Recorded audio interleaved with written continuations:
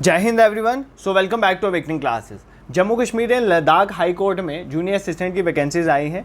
उसके पीवाईक्यू को हम डिस्कस कर रहे थे। 4 पोर्शन आपके टोटल सिलेबस में आने हैं, जिसमें 2 पोर्शन के पीवाईक्यूज हमने डिस्कस कर लिए हैं।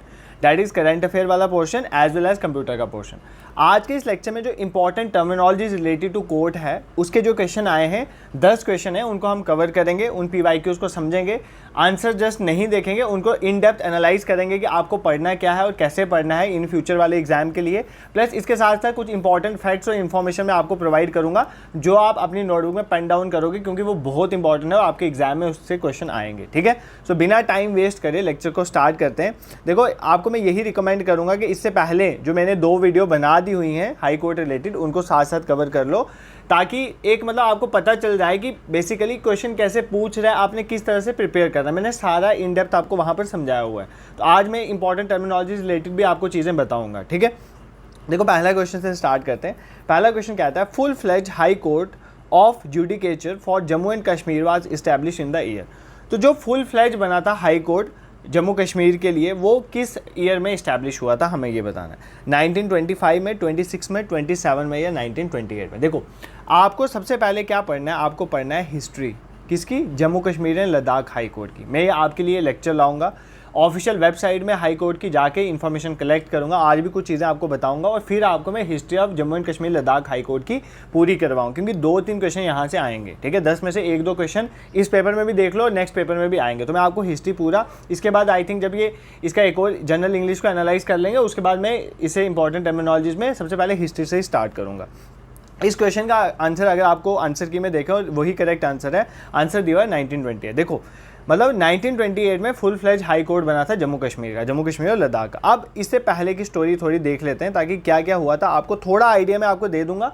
बाकी उसके बाद उस लेक्चर में हम कवर करेंगे। देखो, 1928 से पहले पता क्या होता था, जो स्टेट जम्मू कश्मीर और लद्दाख स्टेट है, इसके कौन होते थे, महाराजा होते हैं। आपने सुना होगा महाराजा हरी सिंह, प्रताप सिंह, ठीक है, गुलाब सिंह, ये महाराजा होते हैं। तो महाराजा जो है, इनकी फाइनल अथॉरिटी होती थी एडमिनिस्ट्रेशन ऑफ जस्टिस में, और जस्टिस करने में फाइनल जो डिसीजन है, फाइनल अथॉरिटी जो थी वो किसकी थी, महाराजा की थी, जो रूलर थे किसके, स्टेट ऑफ जम्मू कश्मीर के। आपको पता है जम्मू कश्मीर स्टेट थी। अब ध्यान से सुनना, स्टोरी कहाँ से बिगिन होती है। 1889 में, ये लिखो जहाँ पर भी लिख रहे हो यहाँ पर लिखो। सबसे पहली बात ये लिखो कि इससे पहले 1928 में तो फुल फ्लेज जुडिकेचर हो गया जम्मू कश्मीर। उससे पहले महाराजा के पास फाइनल अथॉरिटी होती थी, जो भी डिसीजन होते थे एडमिनिस्ट्रेशन मतलब जस्टिस के रिलेटेड। ठीक है, अब 1889 से कहानी स्टार्ट होती है। 1889 में जो ब्रिटिश गवर्नमेंट है, तब कौन थे महाराजा, महाराजा प्रताप सिंह थे। ठीक है, 1889 की बात है। तो 1889 के टाइम में जो ब्रिटिश गवर्नमेंट है, वो महाराजा प्रताप सिंह को बोलती है कि आप एक काउंसिल बनाओ। ठीक है, क्या बनाओ, एक अपॉइंट करो, एक काउंसिल अपॉइंट करो, और उसके जो काउंसिल के जुडिशियल मेंबर हो गए, ध्यान से सुनना, 1889 में ब्रिटिश गवर्नमेंट जो है महाराजा प्रताप सिंह को बोलती है कि आप एक काउंसिल बनाओ, और जो उस काउंसिल के जुडिशियल मेंबर होंगे, मतलब जो जुडिशरी के साथ डील करेंगे, वही सारी अपीलिएट पावर रखेंगे, मतलब वो सारे civil as well as criminal matters को देखेंगे, अपील सुनेंगे।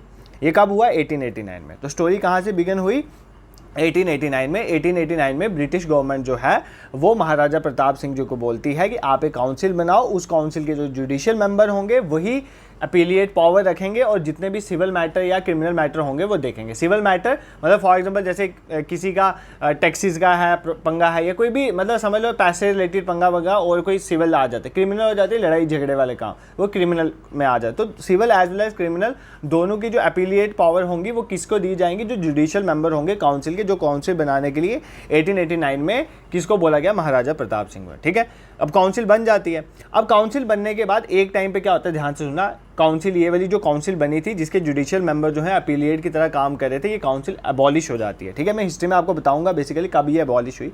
उसके बाद क्या होता है, ध्यान से सुनो, 1927 इंपॉर्टेंट डेट। 1927 में क्या होता है, एक नया कॉन्स्टिट्यूशन बनाया जाता है जम्मू कश्मीर में। ठीक है, 1927 में एक नया कॉन्स्टिट्यूशन बनाया जाता है। इस कॉन्स्टिट्यूशन में ध्यान से सुनना, 1927 में जब नया कॉन्स्टिट्यूशन बनाया जाता है, इसमें एक मिनिस्ट्री बनाई जाती है। ठीक है, जुडिशियल डिपार्टमेंट के अंदर एक मिनिस्ट्री बनती है, ये चीज़ याद रखना। तो 1927 में क्या होता है, देखो 1889 में तो महाराजा प्रताप सिंह को बोला जाता है कि तुम एक काउंसिल बनाओ जिसके जुडिशियल मेंबर जो होंगे वही सारे सिविल और क्रिमिनल मैटर देखें। तो बनती है काउंसिल, बाद में काउंसिल अबॉलिश हो जाती है। 1927 जब नया कॉन्स्टिट्यूशन इस्टेब्लिश किया जाता है, तब ये बोला जाता है कि एक मिनिस्ट्री होगी जुडिशियल डिपार्टमेंट में, कौन सी जुडिशरी का जो डिपार्टमेंट उसमें एक मिनिस्ट्री होगी, वो मिनिस्ट्री देखेगी सारे काम, तो वो मिनिस्ट्री क्रिएट की जाती है 1927 में, ठीक है। अब जब वो मिनिस्ट्री क्रिएट हो जाती है 1927 में, तो 1928 में क्या होता है, 1928 में एक ऑर्डर आता है, उस ऑर्डर का नंबर आप याद रखोगे, ऑर्डर नंबर 1, उसको क्या माना गया, पहला ऑर्डर। तो ऑर्डर नंबर 1 आता है जिसकी डेट क्या थी, इधर तो ईयर पूछा बट आपको एग्जैक्ट डेट पता होनी चाहिए। ऑर्डर की डेट थी 26 मार्च 1928। तो 26 मार्च 1928 में एक ऑर्डर निकलता है जिसके तहत हाई कोर्ट का जुडिकेचर जो है उसको इस्टेब्लिश किया जाता है, और पहली बार हाई कोर्ट जो है उसमें बोला जाता है कि हाई कोर्ट में एक चीफ जस्टिस होंगे और 2 जजेस होंगे। क्या बोला जाता है, हाई कोर्ट में एक चीफ जस्टिस होंगे और 2 जजेस होंगे। तो ये स्टोरी है बेसिकली जम्मू कश्मीर और लद्दाख हाई कोर्ट की। सर कुछ समझ नहीं है, कोई बात नहीं, वापस पढ़ लेते हैं, हमने कहाँ भागना है यार, आपको पढ़ा के ही जाऊँगा, समझा के जाऊँगा। ये 10 क्वेश्चन है ना, तो सिर्फ आपको आंसर नहीं बताऊँगा, ठीक है, आपको अच्छे से समझा के। मैंने आपको एक कहानी सुनाई, पहले महाराजा के पास सारी पावर होती थी जम्मू कश्मीर की अथॉरिटी की, मतलब जस्टिस के लिए फाइनल डिसीजन महाराजा लेते थे, पहले यही होता था। 1889 में ब्रिटिश गवर्नमेंट ने महाराजा प्रताप सिंह जी को बोला कि आप एक काउंसिल बनाओ जिसके जुडिशियल मेंबर जो हैं वही सुनेंगे सिविल और क्रिमिनल मैटर को। बन गई काउंसिल। बाद में काउंसिल एबॉलिश कर दी जाती है, ख़त्म कर दी जाती है। 1927 में जब एक नया कॉन्स्टिट्यूशन बनता है तब जुडिशियल डिपार्टमेंट के अंदर एक मिनिस्ट्री बना दी जाती है, वो काम देखती है। और 1928 में एक ऑर्डर निकाला जाता है जिसको बोलते हैं ऑर्डर नंबर 1, जिसकी डेट थी 26 मार्च 1928। उसमें पहली बार हाई कोर्ट का जुडिकेचर तैयार किया जाता है और ये बोला जाता है कि हाई कोर्ट में चीफ जस्टिस होंगे और उनके साथ 2 जजेस होंगे, ठीक है, समझ आ गया। तो आपको हिस्ट्री समझ आ गई कि हाई कोर्ट जो है जम्मू कश्मीर और लद्दाख का कैसे बना, ठीक है। ये मैंने आपको इन शॉर्ट हिस्ट्री बताई, बाकी एक हिस्ट्री का लेक्चर आएगा जिसमें हम पूरा इन डेप्थ डिस्कस कर लेंगे कि और भी क्या क्या इंपॉर्टेंट चीज़ें यहाँ पर हुई होंगी। तो पहला क्वेश्चन आपको समझ आ गया, इसमें कुछ इतना देखने वाला नहीं था। 1928 26 मार्च डेट देख लेना, ठीक है। नेक्स्ट देखो, who is the head of the judiciary at district level. तो देखो डिस्ट्रिक्ट लेवल में जुडिशरी के हेड कौन होते हैं हमें ये बताना है। प्रिंसिपल, डिस्ट्रिक्ट एंड सेशन जज, मतलब जिनको प्रिंसिपल वर्ड ना भी लिखा हो, डिस्ट्रिक्ट एंड सेशन जज लिखा हो तो वो भी सेम है। डिस्ट्रिक्ट मैजिस्ट्रेट जो डीएम होते हैं, मतलब DC district magistrate, chief judicial magistrate या डिस्ट्रिक्ट जुडिशियल मोबाइल मैजिस्ट्रेट। तो इनमें से कौन जो है डिस्ट्रिक्ट लेवल में जुडिशरी के हेड होते हैं। देखो सब ध्यान से सुनो, सबसे ऊपर इंडिया में आपका क्या है, सुप्रीम कोर्ट। हर एक स्टेट यूटी में क्या है आपका, हाई कोर्ट, ठीक है। उसके नीचे आ जाते हैं हमारे सबऑर्डिनेट कोर्ट। कौन से आ जाते हैं, सबऑर्डिनेट कोर्ट्स, ठीक है। ये आपको हायरार्की पता होनी चाहिए। सबसे ऊपर है supreme court, then high court, और उसके नीचे आ जाते हैं हमारे सबऑर्डिनेट, मतलब हाई कोर्ट भी स्टेट लेवल में ही है और सबऑर्डिनेट कोर्ट भी स्टेट लेवल में ही है। बट हाई कोर्ट से नीचे वाले जो कोर्ट होते हैं उनको बोलते हैं सबऑर्डिनेट कोर्ट या लोअर कोर्ट। इनको सबऑर्डिनेट कोर्ट या लोअर कोर्ट कहते हैं, ठीक है। अब हमें पढ़ना है बेसिकली ये क्वेश्चन जो है ना, डिस्ट्रिक्ट लेवल की बात करें तो मतलब हमें सबऑर्डिनेट कोर्ट्स के बारे में पढ़ना है। लोअर लेवल में जो डिस्ट्रिक्ट कोर्ट होते हैं ना उनके बारे में पढ़ना है, क्योंकि स्टेट में तो हाई कोर्ट होता है, हाई कोर्ट के नीचे हमारे सबऑर्डिनेट कोर्ट या लोअर कोर्ट या डिस्ट्रिक्ट लेवल पे कोर्ट जो है उनको बोलते हैं, ठीक है। ये चीज़ आपको पता होनी चाहिए। अब मैं आपको इसका आंसर आपको अभी पता चल जाएगा, बट आप समझो, एक हायरार्की समझो। सबसे ऊपर सुप्रीम कोर्ट नेशनल लेवल पे, सुप्रीम कोर्ट के नीचे स्टेट लेवल में हाई कोर्ट, उसके नीचे सबऑर्डिनेट कोर्ट जिसको लोअर कोर्ट भी कहते हैं। तो थोड़ा सबऑर्डिनेट कोर्ट को समझो। देखो जो सबऑर्डिनेट कोर्ट होते हैं ना, सबसे नीचे वाले कोर्ट जो होते हैं हाई कोर्ट के नीचे जो आते हैं, इसमें हेड पता कौन होता है, डिस्ट्रिक्ट का हेड पता कौन होता है, इसको बोलते हैं डिस्ट्रिक्ट एंड सेशन जज, ठीक है। डिस्ट्रिक्ट एंड सेशन जज कोर्ट इस कोर्ट का नाम होता है। सबऑर्डिनेट कोर्ट में सबसे ऊपर आ जाता है डिस्ट्रिक्ट एंड सेशन जज कोर्ट, इसलिए ऑप्शन ए करेक्ट होगा आपका। अब इसको ये दोनों काम देखता है। सबसे इंपॉर्टेंट चीज़ ये याद रखना, जो आपका डिस्ट्रिक्ट और सेशन जज कोर्ट होता है ना, उसमें कौन होता है बेसिकली, हेड कौन होता है, डिस्ट्रिक्ट और सेशन जज। तो ये जो है ये दोनों साइड देखते हैं, मतलब क्रिमिनल केसेस भी देखते हैं और सिविल साइड भी देखते हैं, मतलब सिविल केसेस भी होते हैं और क्रिमिनल केसेस दोनों में डील करते हैं, ठीक है। दोनों के हेड यही होते हैं डिस्ट्रिक्ट लेवल में। तो सिविल साइड भी देखते हैं और क्रिमिनल साइड भी कहते हैं। सिविल साइड में इसके डिस्ट्रिक्ट एंड सेशन जज कोर्ट के अंदर कौन से आ जाते हैं, इनको बोलते हैं सब ऑर्डिनेट। क्या बोलते हैं, सब ऑर्डिनेट जजेस कोर्ट। तो ये आप टेबल बना लो, सब ऑर्डिनेट जजेस कोर्ट, ठीक है, जजेस कोर्ट। जब मैं आपको सुप्रीम कोर्ट हाई कोर्ट पढ़ाऊंगा ये सब समझाऊंगा। सब ऑर्डिनेट जजेस कोर्ट, आज आप सिर्फ ये डायग्राम देखो। उसके नीचे आ जाते हैं मुंसिफ कोर्ट। क्या आ जाते हैं, मुंसिफ कोर्ट। क्या आ जाते हैं, मुंसिफ कोर्ट, ऐसे याद करो। क्रिमिनल साइड में हमारे आ जाते हैं कौन से, chief judicial magistrate court, chief judicial magistrate court, मतलब मैजिस्ट्रेट वर्ड जहाँ पर आ गया तो मान लेना कि क्रिमिनल साइड वाला। तो उसके नीचे आ जाते हैं हमारे judicial magistrate court, judicial magistrate court, ठीक है। ये आपको हायरार्की पता होनी चाहिए। देखो सबसे ऊपर आ गया सुप्रीम कोर्ट, उसके नीचे आ गया हाई कोर्ट, हाई कोर्ट के बाद आते हैं हमारे लोअर कोर्ट जिनको हम सबॉर्डिनेट कोर्ट कहते हैं। सबॉर्डिनेट कोर्ट में सबसे ऊपर आ गया डिस्ट्रिक्ट एंड सेशन जज कोर्ट। डिस्ट्रिक्ट और सेशन जज कोर्ट जो होता है ना वो सिविल साइड भी देखता है और क्रिमिनल साइड दोनों देखता है।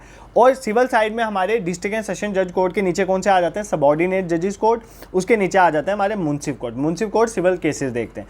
क्रिमिनल साइड में हमारे डिस्ट्रिक्ट एंड सेशन जज कोर्ट के नीचे आ जाते हैं चीफ जुडिशियल मैजिस्ट्रेट कोर्ट, उसके नीचे आ जाते हैं हमारे judicial magistrate court. I hope आपको ये हायरार्की समझ आ गई होगी, आप इसको नहीं भूलोगे, ठीक है। अब आपका क्वेश्चन क्या बोल रहा था उसको समझते हैं, फिर और कुछ चीज़ें बताता हूँ। क्वेश्चन कहता है who is the head of the judiciary at the district level. तो जुडिशरी का डिस्ट्रिक्ट लेवल मतलब सबॉर्डिनेट कोर्ट में हेड कौन था, मैंने आपको बताया डिस्ट्रिक्ट एंड सेशन जज कोर्ट। उसमें कौन बैठता है, प्रिंसिपल डिस्ट्रिक्ट एंड सेशन जज, ठीक है। प्रिंसिपल डिस्ट्रिक्ट एंड सेशन जज बैठते हैं और यही बेसिकली डिस्ट्रिक्ट लेवल में हेड होते हैं, ठीक है। इसी को डिस्ट्रिक्ट जज भी कहते हैं। हाईएस्ट जुडिशियल अथॉरिटी इन्हीं के पास होती है, ठीक है। ये दोनों की तरह काम करते हैं, मतलब सिविल, अभी मैंने आपको वो हायरार्की बता दी है, ये सिविल केसेस को भी देखते हैं और क्रिमिनल केसेस भी देखते हैं। देखो जब ये सिविल केसेस को देखते हैं ना, जब डिस्ट्रिक्ट जज जो है, डिस्ट्रिक्ट जो जज है आपका जिसको हाईएस्ट जुडिशियल अथॉरिटी बोलते हैं डिस्ट्रिक्ट में, जब वो सिविल केसेस को देख रहे होते हैं तो उनको बोलते हैं डिस्ट्रिक्ट जज। क्या बोलते हैं, डिस्ट्रिक्ट जज, जब वो सिविल केस को देख रहे होते हैं। और जब वो क्रिमिनल केस को देख रहे होते हैं, एक ही पर्सन को यार दो चीज़ें बोल रहे हैं, उसको बोलते हैं सेशन जज। क्या बोलते हैं, सेशन जज। जैसे फॉर एग्जांपल आपका नाम है, मान लेते हैं आपका नाम साहिल है, ठीक है। आप ऑफिस जाते हो आपको साहिल बोलते हैं, आप घर होते हो आपको जुगनू बोलते हैं, ठीक है, जोक सपाट। आप घर हो आपको जुगनू बोल रहे हैं, आप ऑफिस जा रहे हो आपको साहिल बोल रहे हैं। तो इसी तरह जो हमारे डिस्ट्रिक्ट के हेड होते हैं जजेस के मामले में अगर हम बोलें, जिनको डिस्ट्रिक्ट जज कहते हैं या प्रिंसिपल डिस्ट्रिक्ट एंड सेशन जज कहते हैं, जब वो सिविल केसेस देख रहे होते हैं तो उनको डिस्ट्रिक्ट जज बोलते हैं और जब वो क्रिमिनल केसेस देख रहे होते हैं तो उनको सेशन जज भी कहते हैं। अगली बार एग्जाम में ऐसा क्वेश्चन आ जाएगा कि जो डिस्ट्रिक्ट जज हैं या प्रिंसिपल डिस्ट्रिक्ट एंड सेशन जज हैं वो क्या सिविल केसेस देखते हैं सिर्फ, नहीं, वो civil as well as criminal cases दोनों देखते हैं। ये चीज़ आपको याद रखनी है, ठीक है। अगर सपोज करो अगर इन्होंने कोई डिसीजन दिया और आपको ये डिसीजन पसंद नहीं आया तो आप कहाँ पर जाओगे, आप अपील कर सकते हो हाई कोर्ट में, ठीक है। हाई कोर्ट में अपील कर सकते हो और इनके पास बहुत पावर होती है। ये हर तरह की इम्प्रिजनमेंट आपको दे सकते हैं, सज़ा दे सकते हैं, आपको लाइफ इम्प्रिजनमेंट भी दे सकते हैं और कैपिटल पनिशमेंट भी दे सकते हैं, मतलब डेथ सेंटेंस भी आपको दे सकते हैं। बट एक शर्त है, जब डेथ सेंटेंस इन्होंने देनी होती है ना, उससे पहले इनको कंफर्म करना पड़ता है हाई कोर्ट से, मतलब हाई कोर्ट की कंफर्मेशन भी लेनी पड़ती है, फिर ये किसी को डेथ सेंटेंस दे सकते हैं, अदरवाइज नहीं दे सकते, ठीक है। इनके बारे में जब हम पढ़ेंगे ना इन डेप्थ सबॉर्डिनेट कोर्ट्स, तो मैं अच्छे से पढ़ा दूंगा। जस्ट ये जो मैंने लाइनें बोली हैं याद कर लो, एग्जाम में ऐसा पूछा जा सकता है कि जो session as well as district जज होते हैं, क्या उनके पास डेथ सेंटेंस देने की अथॉरिटी होती है, तो बिल्कुल होती है, बट कंफर्मेशन लेनी होती है हाई कोर्ट से। ये चीज़ याद कर लेना, ठीक है। तो आई होप ये क्वेश्चन आपको समझ आ गया कि प्रिंसिपल डिस्ट्रिक्ट एंड सेशन जज जो है वही डिस्ट्रिक्ट लेवल में हेड होते हैं। अगर मैं आपको एक क्वेश्चन पूछूं कि मुंसिफ कोर्ट जो होते हैं वो सिविल केसेस के साथ डील करते हैं क्रिमिनल केसेस के साथ, तो आप बताओ उसका आंसर क्या है। तो मुंसिफ कोर्ट जो है वो सिविल केसेस के साथ डील करते हैं। मैंने आपको बताया जहाँ पर भी मैजिस्ट्रेट वर्ड यूज़ है वो कहाँ पर है, क्रिमिनल केसेस के साथ। और मुंसिफ कोर्ट, अभी जो मैंने आपको डायग्राम बना के बताई थी वो टेबल वहीं से क्वेश्चन पूछ रहा हूँ, तो ये आपको समझ आ गया होगा, ठीक है। तो कैपिटल पनिशमेंट वर्ड जो है ना, इसको बोलते हैं डेथ सेंटेंस। क्या बोलते हैं कैपिटल पनिशमेंट को, डेथ सेंटेंस। तो इनको डेथ सेंटेंस देने की भी पावर होती है। जो हमारे डिस्ट्रिक्ट के जज होते हैं ना, जिनको session as well as district जज बोलते हैं, principal district as a session जज बोलते हैं, इनको डेथ सेंटेंस देने की भी पावर होती है, बट उससे पहले इनको हाई कोर्ट से कंफर्मेशन लेना पड़ता है। देखो कैपिटल पनिशमेंट, आज जैसे आप लोग बोलते हो ना, अभी कई लोग क्या होते हैं, देखो 2 मिनट आपसे एक बात करनी, इंपॉर्टेंट कुछ आपको सिखाना है, तो ऐसे नहीं सोचना आपका टाइम वेस्ट हो रहा है, बात सुन लेना। तो देखो कई बार हम पता क्या करते हैं, हम सोचते हैं यार कि हम अपने आप को ना बहुत कम समझते हैं कि मतलब यार दूसरे के साथ compete कर रहे होते हैं, वो बहुत इंटेलिजेंट है, हम वीक हैं, ये वो। आप तो सोचते हो कि मैं भी बड़ा इंटेलिजेंट हूँ, जो कि मैं हूँ नहीं, आई एम एवरेज स्टूडेंट। तो आपको मैं एक चीज़ वही अपनी मिस्टेक बताता हूँ। एक बार मैं कोई एग्ज़ाम दे रहा था, अब आप ढूंढ मत लेना वो कौन सा एग्ज़ाम था। उसमें एक क्वेश्चन आया था कि कैपिटल पनिशमेंट के रिलेटेड क्वेश्चन आया था, ठीक है। मुझे कैपिटल पनिशमेंट नहीं पता था कि इसको डेथ सेंटेंस बोलते हैं, ठीक है। मेरे को लगा कैपिटल पनिशमेंट, मैंने उसको इकोनॉमी के टर्म्स में जोड़ दिया, मैंने सोचा कोई मॉनेटरी वहाँ पर पनिशमेंट दे रही है, मतलब किससे पैसे वैसे लेने। तो वहाँ पर कुछ एक काइंड ऑफ लिखने के लिए आया था, मैंने उसमें पूरा उस पर टेप दिया, क्या कि कैपिटल पनिशमेंट का मतलब है कि आपको fine wine kind of. But उस दिन पेपर देने के बाद जब मैं निकला, मुझे पता चला कि कैपिटल पनिशमेंट डेथ सेंटेंस को बोलते हैं। अब आप में से कईयों के लिए कितना कॉमन वर्ड होगा, मेरे लिए ये तब बड़ा वर्ड था। तो कहने का मतलब मैं आपको ये समझाना चाहता हूँ कि हर पर्सन हर चीज़ में एक्सपर्ट नहीं होता, खुद को एवरेज मानना, इतना भी नहीं मान लेना कि मतलब तुम दूसरों के सामने बोलो कि मतलब यार वो बहुत इंटेलिजेंट है, वो बहुत पढ़ता है, ऐसा नहीं होता। सबके ही कुछ ड्रॉबैक्स होते हैं। आपने अपनी स्ट्रेंथ पे काम करना और जो ड्रॉबैक्स हैं उनको थोड़ा थोड़ा कम करते जाना, तो बस काम बन जाएगा। तो ऐसे वो वाला कंपेयर कंट्रास्ट नहीं करा करो, सिर्फ प्रिपरेशन किया करो, ठीक है। जैसे आप बोलते हो कमेंट सेक्शन में सर आपको हर सब्जेक्ट की नॉलेज, ये वो नहीं है नॉलेज इतनी। हर पर्सन को एक लिमिटेड नॉलेज है, बट उस लिमिटेड नॉलेज को एक अच्छे वे में आपको बताया जाता है, बस यही यहाँ पे किया जाता है, ठीक है। तो स्टार्ट करते हैं थर्ड क्वेश्चन पे। हाँ, अब थर्ड क्वेश्चन का देखो, ये भी हिस्ट्री के रिलेटेड क्वेश्चन है। देखो अभी आपको ये समझ आया कि हिस्ट्री के रिलेटेड क्वेश्चन आ रहे हैं और सबऑर्डिनेट कोड के रिलेटेड क्वेश्चन आ रहा है। थर्ड क्वेश्चन देखो, who was the first chief justice of the high court of Jammu and Kashmir. तो जम्मू कश्मीर हाई कोर्ट के पहले चीफ जस्टिस कौन थे? आगा सैयद हुसैन, लाला कनवार सेन, राय बहादुर या नन ऑफ दीज। देखो बहुत अच्छे से क्वेश्चन फ्रेम किया। तो पहले chief justice high court Jammu Kashmir के कौन से थे? ये तो सारे पढ़ के गए होंगे, लाला कनवार सेन, ठीक है। देखो वो जो ऑर्डर आया था ना सर, कौन सा ऑर्डर? ऑर्डर नंबर 1 26 मार्च 1928 का, जिसमें जुडिकेचर प्रिपेयर हुआ था high court of Jammu Kashmir Ladakh का। उसी में बोला गया था कि एक चीफ जस्टिस होंगे और दो क्या होंगे? एक चीफ जस्टिस होंगे और 2 जजेस होंगे। कहाँ पर? हाई कोर्ट में। वही जो चीफ जस्टिस, उसी ऑर्डर के तहत बोला गया था कि कौन चीफ जस्टिस होंगे? लाला कनवार सेन चीफ जस्टिस होंगे। और जो इन्होंने बोला था कि बाकी जो रेस्ट 2 जजेस बचेंगे, जिनको प्यूसाइन जजेस बोला था, वो प्यूसाइन जजेस कौन कौन होंगे? एक तो होंगे राय बहादुर, इनका पूरा नाम था राय बहादुर लाला बोध राज सानी, ठीक है। ये इनका पूरा नाम था, राय बहादुर लाला बोध राज सानी। एक ये थे और दूसरे ये थे हमारे, इनको बोलते थे खान साहिब भी बोलते थे। इनका नाम था आगा सैयद हुसैन, इनके पहले खान साहिब भी लगता है, खान साहिब भी इनको बोलते थे, ठीक है। तो ये 2 हमारे पास प्यूसाइन जज थे और ये हमारे चीफ जस्टिस थे। ये 3 चीज़ें आपको पता होनी चाहिए।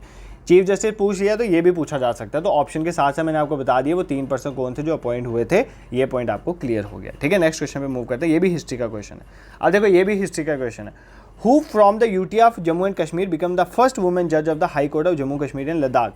तो यूटी ऑफ जम्मू कश्मीर में से कौन सी पहली वुमेन जज बनी थी high court of Jammu Kashmir और लद्दाख की? कौन बनी थी? ये पूछा फर्स्ट वुमेन जज पूछ रहा है, ठीक है। और यूटी ऑफ जम्मू कश्मीर से पहली वुमेन जज, ये चीफ जस्टिस नहीं पूछा, वुमेन जज, कोई भी जज वुमेन होनी चाहिए बस। वो कौन बने थे? जस्टिस सिंधु शर्मा, जस्टिस रूमा पाल, जस्टिस गीता मित्तल, जस्टिस ज्ञान सुधा मिश्रा। और बहुत से बच्चों ने गलती करी होगी गीता मित्तल के साथ, बट ये नहीं है, इसका आंसर जस्टिस सिंधु शर्मा। तो जस्टिस सिंधु शर्मा जो है, सिंधु शर्मा पहली वुमेन जज बनी थी high court of Jammu Kashmir and Ladakh की, ठीक है। अगर आपको एग्जाम में ये क्वेश्चन पूछता कि पहली वुमेन चीफ जस्टिस कौन बनी थी Jammu Kashmir and Ladakh high court की, फिर आप लगाते जस्टिस गीता मित्तल। अगर क्वेश्चन में पूछा होता है first women chief justice of Jammu Kashmir and Ladakh high court, फिर आप जस्टिस गीता मित्तल लगाते, अदरवाइज इसका आंसर जस्टिस सिंधु शर्मा था, ठीक है।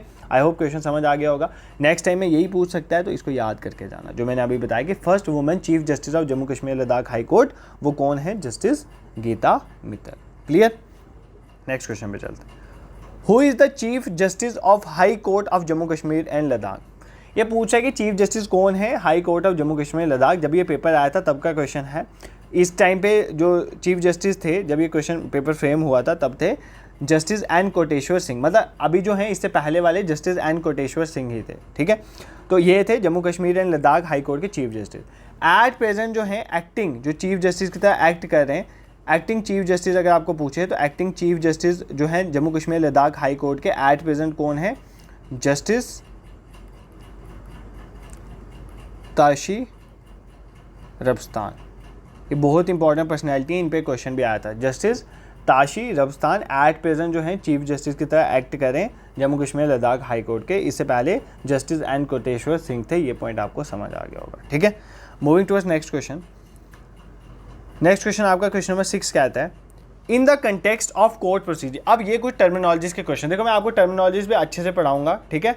टर्मिनोलॉजी अच्छे से पढ़ेंगे, बट पहले क्वेश्चन समझो। क्वेश्चन क्या कहता है? क्वेश्चन कह रहा है कि in the context of court procedure के कंटेक्स्ट में अगर मैं बात करूं, what does Ahlmad specifically refers to. तो अहलीमद वर्ड का मीनिंग क्या होता है? अहलीमद कौन होता है, ठीक है, कोर्ट में? Process server, legal clerk, expert witness या पियन। तो कोर्ट में किसको बोलते हैं? अहलीमद। देखो हमारे कोर्ट में अहलीमद, चाहे वो क्रिमिनल कोर्ट होगा या सिविल साइड वाला कोर्ट होगा, दोनों में अहलीमद, इसका स्पेलिंग अहलीमद ऐसे भी लिखते हैं और ऐसे भी लिखते हैं अहलामद, ठीक है, ये याद कर लेना अहलामद। ये किसको बोला जाता है? लीगल क्लर्क को, ठीक है, क्लर्क को बोला जाता है बेसिकली, कोर्ट में अहलामद बोला जाता है, ठीक है। इनका काम क्या होता है? देखो फॉर एग्जाम्पल ध्यान से सुनो, फॉर एग्जाम्पल अगर मैं बात करूं कोई अगर क्रिमिनल केस है, तो क्रिमिनल केस में जैसे चार्जशीट सबमिट होती है ना, चार्जशीट या कंप्लेन कोई सबमिट होती है कोर्ट में, तो उसको रिसीव करना, ठीक है।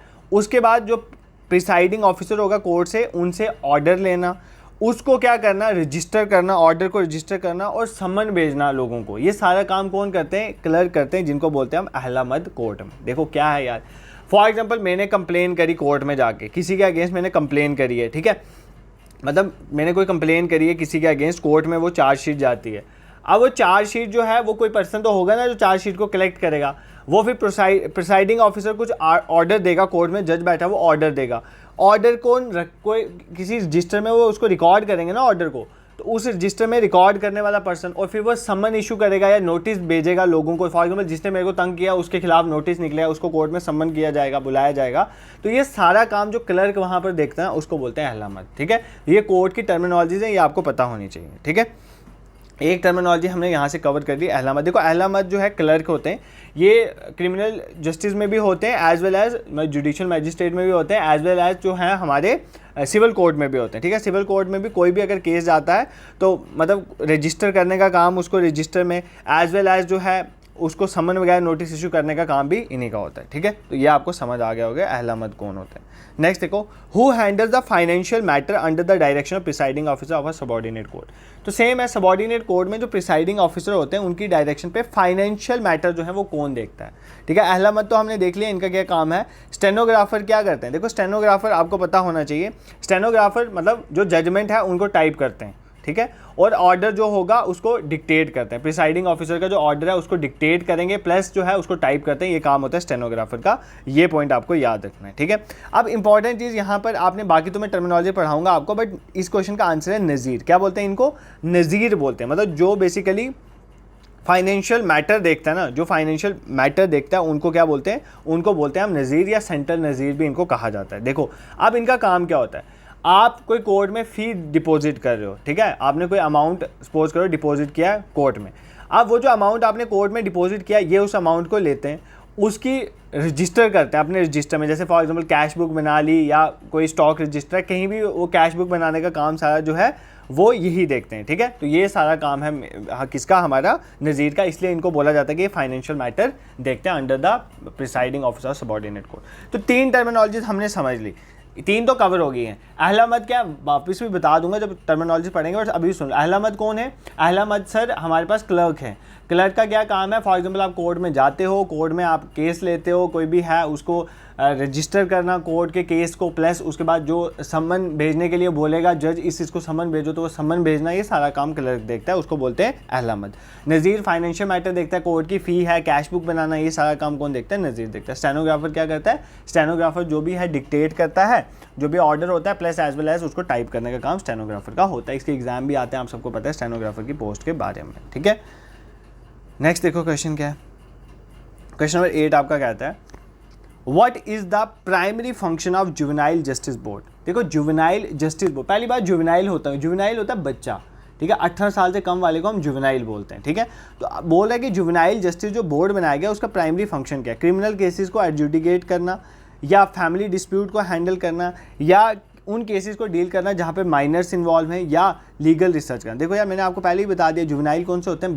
बच्चों की बात हो रही है। अडल्ट 18 से ऊपर और 18 से नीचे जो है वो आगे जुवेनाइल। उनके जो बेसिकली माइनर्स के केस हैं उनको डील करना। आपको पता है फॉर एग्जाम्पल अगर कोई केस है जिसमें कोई माइनर पाया गया है, उसको सज़ा कम होती है कंपेरेटिवली टू एडल्ट, 18 से अबव वाले, ठीक है। तो इसके लिए एक बेसिकली क्या है, जुवेनाइल जस्टिस बोर्ड बनाओ। देखो एक जुवेनाइल, पहले ध्यान से सुनो, इसको मैं पढ़ाऊंगा अभी अच्छे से, आपको ये एक्ट पढ़ाऊंगा, बट आप ध्यान से थोड़ा इसके बारे में समझ लो।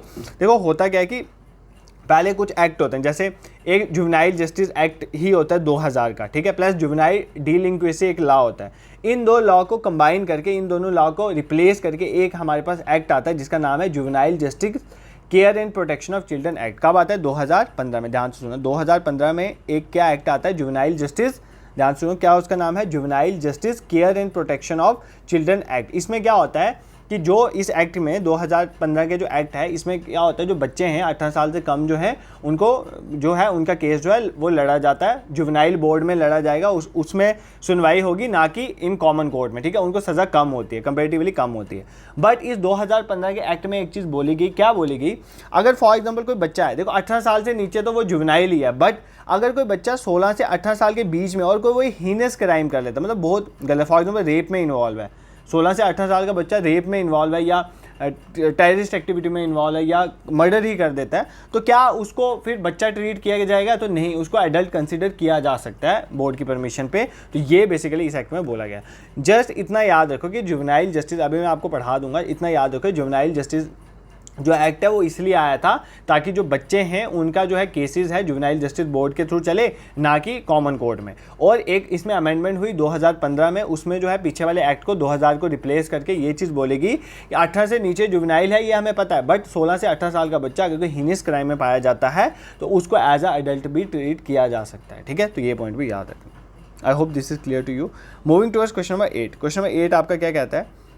8 हो गया, क्वेश्चन नंबर 9 देखते हैं। क्वेश्चन नंबर 9 कहता है, हु इज़ द जज of high court of Jammu Kashmir and Ladakh from UT of Ladakh? तो कौन से ऐसे जज हैं high court of Jammu Kashmir और लद्दाख के जो यूटी ऑफ लद्दाख से बिलोंग करते हैं? कहाँ से बिलोंग करते हैं? लद्दाख यूटी से बिलोंग करते हैं, हमें बताएं। तो कौन है जो यूटी ऑफ लद्दाख से बिलोंग करते हैं? तो मैं अभी जब आपको पढ़ा रहा था मैंने आपको बोला था कि एक नाम अच्छे से याद कर लेना, वो कौन सा नाम है? जस्टिस ताशी रब्स्तान, ठीक है। जस्टिस ताशी रब्स्तान जो है ना, ऑप्शन सी, ये ले से बिलोंग करते हैं, ठीक है। और इन्होंने यूनिवर्सिटी ऑफ जम्मू से ही LLB भी करी हुई है अपनी, तो इनका नाम याद करो, ये यूटी ऑफ लद्दाख से बिलोंग करते हैं और जज हैं high court of Jammu Kashmir and Ladakh के, ठीक है। This is clear. Moving to next question, in the last question जो पूछा गया था यहाँ पर court related, what is the full form of ADR? ADR की क्या फुल फॉर्म होती है? Alternative direct resolution, advanced dispute resolution, advance dispute resettlement या अल्टरनेटिव डिस्प्यूट रीसेटलमेंट, ठीक है। तो ADR की क्या फुल फॉर्म है? बहुत सिंपल क्वेश्चन था। ADR की full form alternative dispute resolution. क्या फुल फॉर्म है? Alternative dispute resolution. देखो होता क्या है, कोर्ट में बहुत सारे केसेस पेंडिंग हैं, आपको पता है, बहुत सारे हज़ारों के हिसाब से, मतलब बोला जाता है कि 60-70 हज़ार सुप्रीम कोर्ट में कोर्ट केसेस पेंडिंग है अभी, तो वो कब सॉल्व होंगे? इसके लिए एक अल्टरनेटिव डिस्प्यूट रेजोल्यूशन लाया गया कि मतलब अगर कोर्ट के बाहर भी अगर आप अपना डिस्प्यूट रिजॉल्व करना चाहते हो तो वो कर सकते हो, ठीक है। ये ऐसे नहीं बात बोली गई है, ये बेसिकली जो पहले जैसे CRPC होता था ना, CRPC क्रिमिनल प्रोसीजर कोड, अब वो किसके साथ रिप्लेस हो गया? भारतीय नागरिक सुरक्षा संहिता के साथ।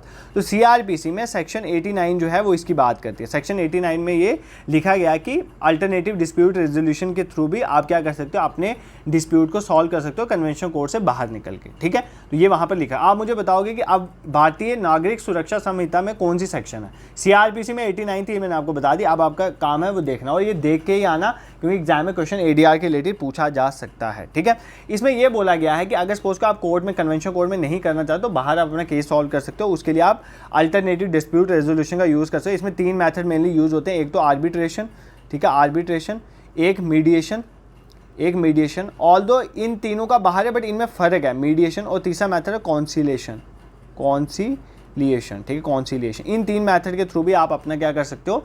अल्टरनेटिवली कोर्ट में जाए बिना बाहर मैटर्स को सॉल्व कर सकते हो। आर्बिट्रेशन में क्या होता है?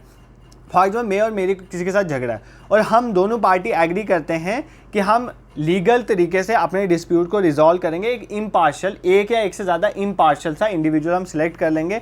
मान लेते हैं किसी एक पर्सन को सिलेक्ट कर लिया, हम इसको बोलते हैं, बट लीगली वे में वो, मतलब वो पर्सन जो बोलेगा वो फाइनल होगा, ठीक है। ये आर्बिट्रेशन होता है। मतलब जब मैं या दो से ज़्यादा पार्टी जब ये मान लेती हैं कि हम अपना डिस्प्यूट जो है वो लीगल वे में सॉल्व करना चाहते हैं, किसी इंडिविजुअल के थ्रू या एक से ज़्यादा बंदे अगर बैठेंगे और जो वो डिसीजन लेंगे वो डिसीजन हम मानेंगे, उस प्रोसेस को बोलते हैं आर्बिट्रेशन। ये जो डिसीजन आर्बिट्रेशन में लिया जाता है उसको बोलते हैं अवार्ड। जो फाइनल डिसीजन आता है उसको क्या बोलते हैं? अवार्ड। ये टर्म याद रखो, आर्बिट्रेशन में जो फाइनल डिसीजन आता है वो अवार्ड होता है और ये पार्टीज पे बाइंडिंग होता है। मतलब फॉर एग्जाम्पल मैंने और मेरा किसी के साथ पंगा था, हमने आर्बिट्रेशन करवाया, तो जो अवार्ड मिलेगा चाहे मेरे फेवर में हो चाहे नहीं हो, वो मुझे मानना पड़े। मैं इसके लिए कहीं और जाके अपील नहीं कर सकता। जैसे मीडिएशन और कॉन्सिलेशन में कि अगर आपको नहीं पसंद आया तो आप आगे जाके किसी और कोर्ट में अपील कर सकते हो, बट यहाँ पर ऐसा नहीं होता आर्बिट्रेशन में, याद करना, ठीक है।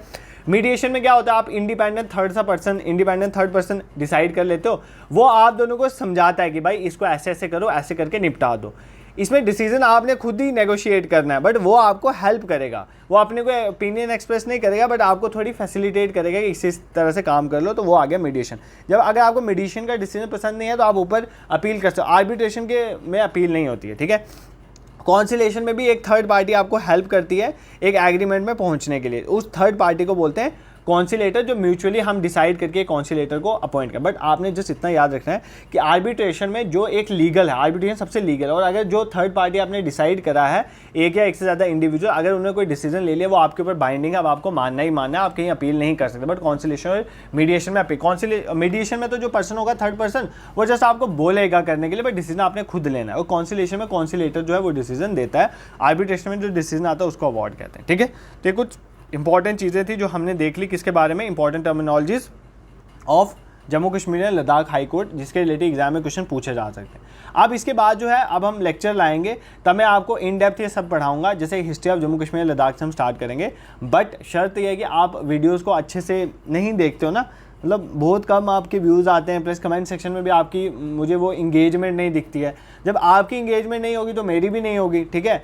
अगर मैं एफर्ट कर रहा हूँ, अगर आप भी थोड़ा बहुत एफर्ट करेंगे तो ऑब्वियस है मैं भी करूँगा, तो कमेंट सेक्शन में बताया करो क्या है, कैसे चाहिए, तो ऐसे ना म्यूचुअली चीज़ें चलती हैं, अदरवाइज़ नहीं हो सकती हैं, ठीक है। बाकी टेलीग्राम ग्रुप को ज्वाइन कर लो, पीडीएफ वगैरह वहीं पर शेयर होती है, और आपको करंट अफेयर्स पढ़ना इज़ वेरी इंपॉर्टेंट। तो मैं डेली व्हाट्सएप ग्रुप पे करंट अफेयर्स शेयर करता हूँ, ठीक है, डेली के, ठीक है। वो कोई वीडियो नहीं है, यूट्यूब में मैं रिटन करंट अफेयर्स शेयर करता हूँ, उनको देखो पढ़ो, और मंथली करंट अफेयर्स में मैं स्टार्ट करूँगा।